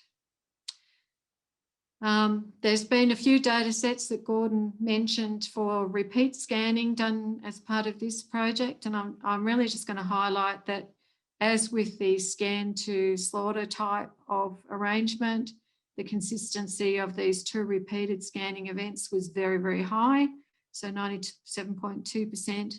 And the inconsistencies were very low with respect to pregnancy detection, fetal loss, and the changing counts between scans. But when you go to lambing results, of course, then you get the ewes loss that are going to affect your mob-based comparisons. And as I mentioned previously, of those losses, the multiple bearing ewes were more likely to be lost, or a late lambing single loss. And as a result, partly of this and partly because of some fetal loss in the multiple mobs, you can see that the single mobs have a much higher consistency than a mixed mob or a multiple only mob. But Gordon has much more data to analyse to talk about that. Really what I wanted to say about this was that the fetal ageing here in both this and in our previous work so far says that more precise fetal ageing can be based on the earlier age at scanning, so closer to that, 50 to 70 day rather than above that. And that's because once, you get to the later part of the lamb development or fetal development, the genotypes that are going to be bigger animals start taking off, and they're more likely to be called late. So what can scanners do? We've just shown that in the field, the results aren't too bad, and that quite a bit of the inconsistencies due to actually poor lambing reporting rather than poor scanning recording. It seems to us that there's been a bit of inconsistency in the messaging regarding to producers and breeders when to actually scan. And it seems to me the simplest message is to stick with that after 35, 42 days or more after the ram out date, and to try and keep them into a joining of 60 days. So that you can set a scanning date when all ewes are basically in the correct fetal age range. Otherwise, we get a proportion that are affected by being in the poor part of the range. You know that you need to start looking for triplets when your mean litter size is above 1.5. And if you've got a percentage of twins that's above about 58% or so, you should be looking for triplets, because there will never be more than 60% twins. And I'll show you a picture about that in a minute. We also need to start looking for triplets when we know the Varroa gene is present in a particular mob, if pharmaceuticals have been used to actually prior to the joining. And we also need to manage expectations for those producers for accuracy in advance of lambing, given that the pregnancy scanning can't be the perfect match with the lambing outcome. And that would be if you can see that your ewes have had poor ewe prep or the timing is really bad, you know, the producer kind of should know that.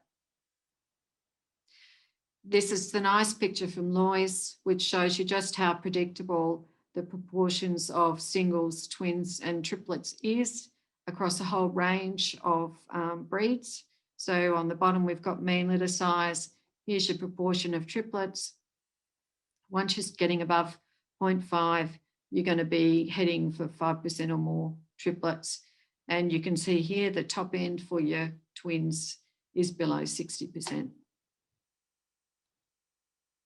What we're trying to avoid is this. This is a tweet that just happened to arrive this week for me. And, you know, this guy wasn't too concerned because at least he had his triplets in his twinning mob. But it's just become so easy for people to spread information. And, you know, ideally, we don't want somebody complaining about a whole heap of unreported triplets. So certainly knowing when to look for them should help with that. So in summary, there are pretty good results from field data once we account for too low reporting of lambs and things like that. We don't really suggest accreditation because it would be extremely difficult to set up an appropriate accreditation exercise, but certainly education and of your producers and training of the scanners is a great way to continue maintaining those good results. We know that scanning errors can be minimised through a few things like your training and equipment, better prep, better timing of scanning for the full mob, and knowing when to look for triplets. And we know that the accuracy reflects both errors and true losses. And it's not always going to be clear where the source of inaccuracy is because it varies for different flock years. But certainly education of producers is important to manage their expectations. And unfortunately, that education is easier if a scanner can demonstrate that they're actually quite accurate. So, you know, having good results with your clients over a number of years is probably what maintains that. So I hope I haven't taught you how to suck eggs, but that's just how the data looks at the moment. And I'm quite happy. We're using it for genetic evaluation and it's working great. Thank you. Thanks very much, Kim. That's a terrific presentation, heap of content there. Okay, I think I'll just keep rolling along. So just in the interest of keeping it timely. So I'm the next speaker. I'm Gordon Refshauge. I'm a research scientist. I'm based at the Kiro Research Station at Kiro with New South Wales Department of Primary Industries. I've been involved in research for about 15 years, and I've covered a number of different types of fields of work. I've been involved in a range of studies from meat science through to meat goat reproduction, and a lot of my interest early on in particular started with the autopsy of neonatal lambs, but there's been wool production research, nutrition, management of animals, and also device tech development as well. I'll be presenting the results from the phone survey that we undertook recently of Australian pregnancy scanners. That should be on screen, and I will just roll straight into it. The idea here of the survey was to understand the limitations faced by pregnancy scanners that could impact on lamb survival. We wanted to just get a sense for what is the level of training and the desire for training that's in amongst the scanners. We asked them a self-assessment of their personal confidence around skill. We wanted to know a little bit more about the barriers to quality scanning outcomes at the client level, that client-scanner interaction, and of course, the standard demographics of the sector. The way we built our contact list was to use historical data sets. So the sheep CRC from the pregnancy scanners workshops that were created and run nearly 10 years ago now had a list of scanners, and we found that from the National Archives at Trove. We also contacted consultants and state-based agencies in West Australia, Victoria and South Australia. We used Google, standard Twitter and Yellow Pages Google type searches as well, Facebook, to pull together a list of 156 names and businesses. But this did include retired scanners, and I know that we missed some scanners. And I also know that some of the scanners I know personally don't advertise at all. So if I didn't know them, I would have missed them as well.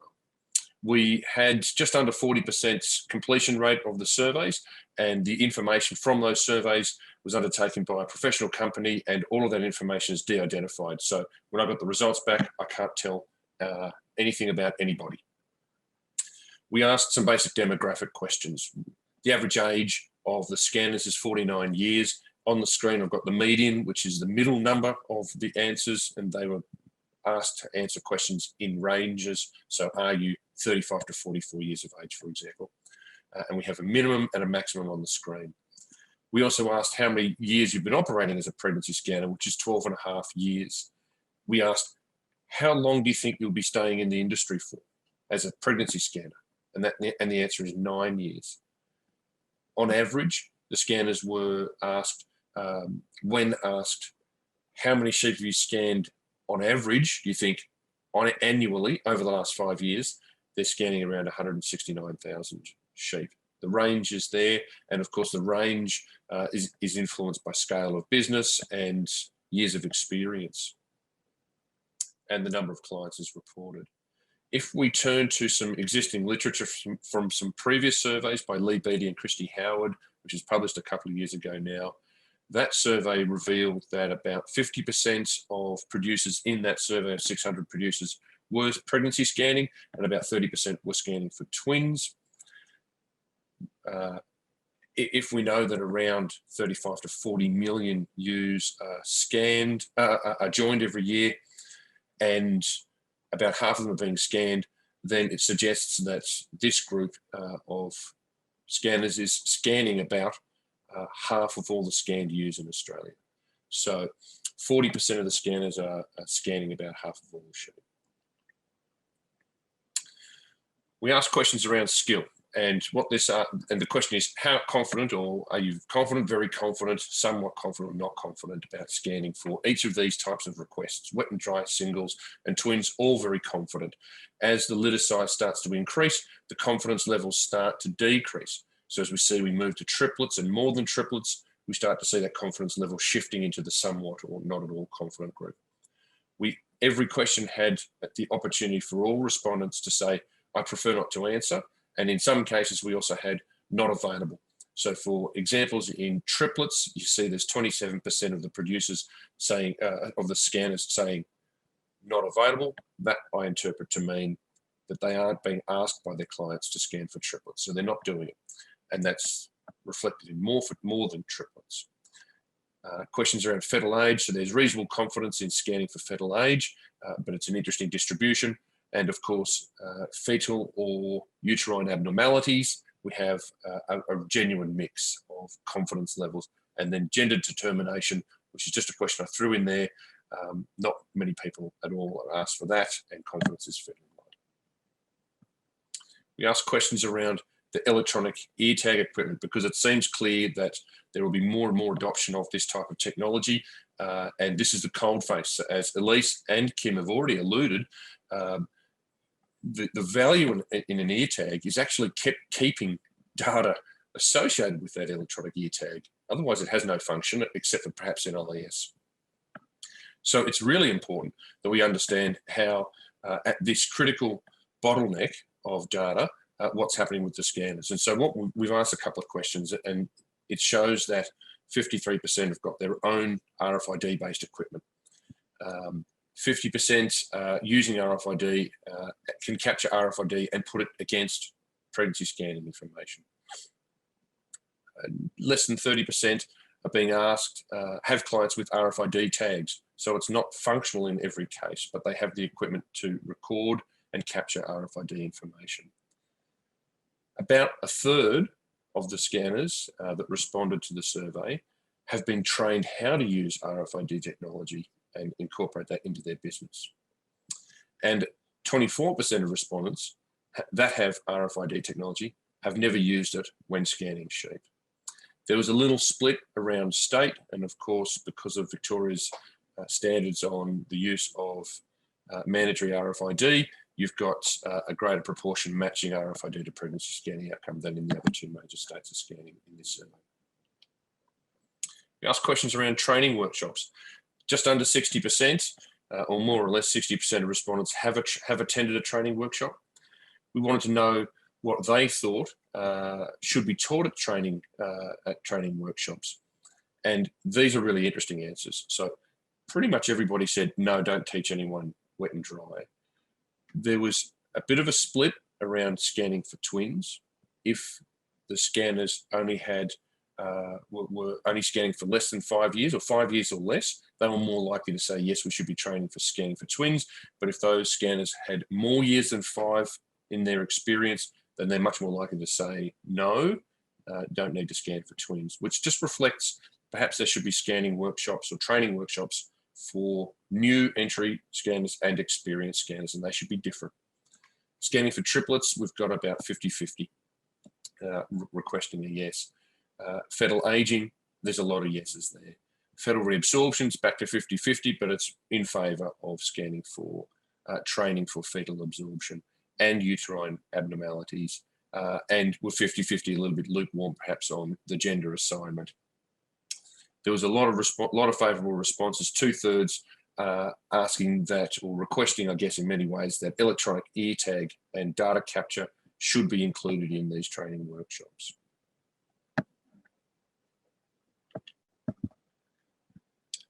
These questions are around the preparation for scanning, and it's the advice given to the clients and how the scanners prefer the preparation and timing of this event to occur. So we asked questions, and they were separate questions.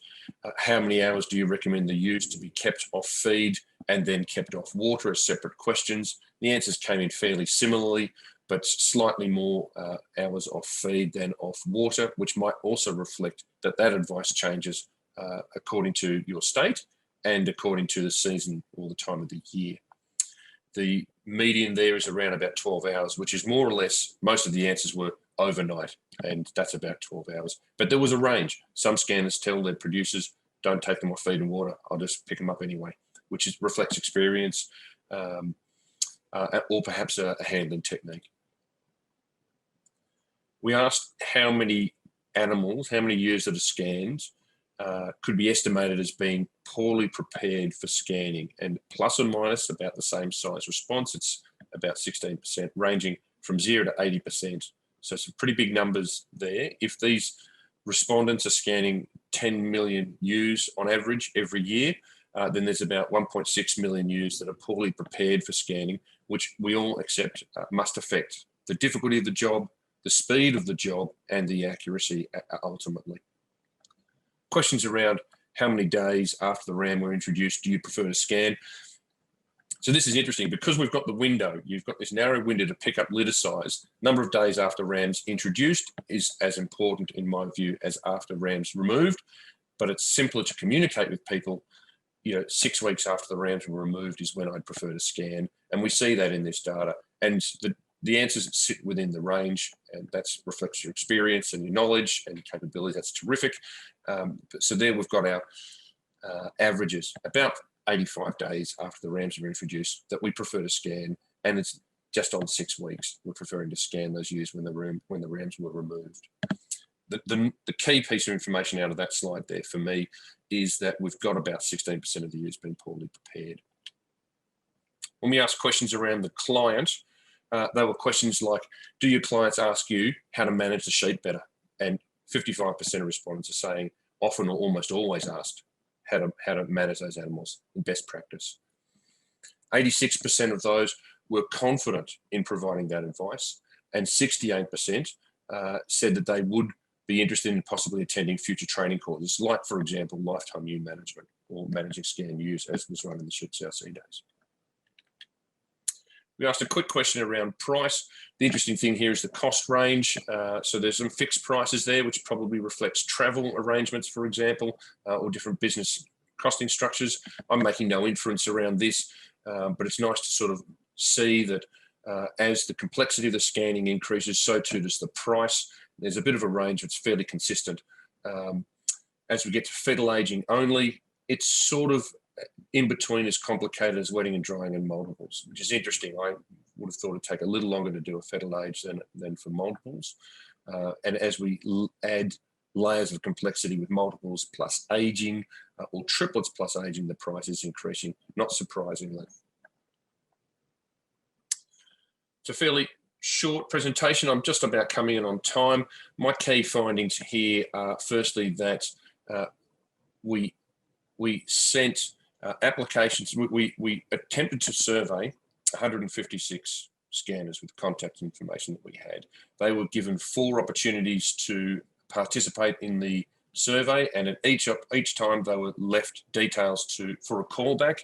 So there's plenty of opportunity to engage in the survey. We had 40% or just under 40% engage, but of those scanners, they were reaching out well and truly into the sheep sector with about 10.5 million ewes scanned. On average, our scanners have been scanning for about 12.5 years, and they think there's about just a bit less than 10 years ahead of them in the sector. Confidence in scanning decreases slightly, and as we move from singles to twins, and then more so as we move from twins to triplets and into higher litter orders. But otherwise, confidence is very high for wet and dry singles and twins. Opportunities do exist in helping trainers, helping scanners learn how to incorporate RFID technology into the operations. That's pretty clear. And there's more interest in more training workshops, particularly those focused on aging and abnormalities, as well as the technology. About 16% of ewes are poorly prepared for scanning, which is a fairly large number in my view, and about 2/3 are possibly interested in attending best practice ewe management training workshops. And 86% of scanners are already feeling fairly confident in giving that advice. It's a fairly short, sharp presentation. I've come in right on time. There is the opportunity for presentations, but otherwise what I might do then, Camilla, is if there's no questions, we might just start moving straight over to the breakout rooms. And so I'll just introduce the idea of the breakout room, and I can answer questions in the chat, of course. The idea of the breakout room is if we were having a regional workshop, gathering people together, this is the chance when we can actually talk, because talking is just so valuable for us all. And so this is our chance to answer just a couple of questions that we've got posed. So you'll have facilitators. I'll do an introduction around the room, and there's a couple of questions we want to just generate some discussion. We had around about half an hour set up for that, but we will step in and out of the presentation to see how people are going. If the facilitator thinks it's wrapping up, we might pull it up less than half an hour. Camilla, if we're ready to jump into our rooms, and the facilitators, good luck and enjoy. Thank you.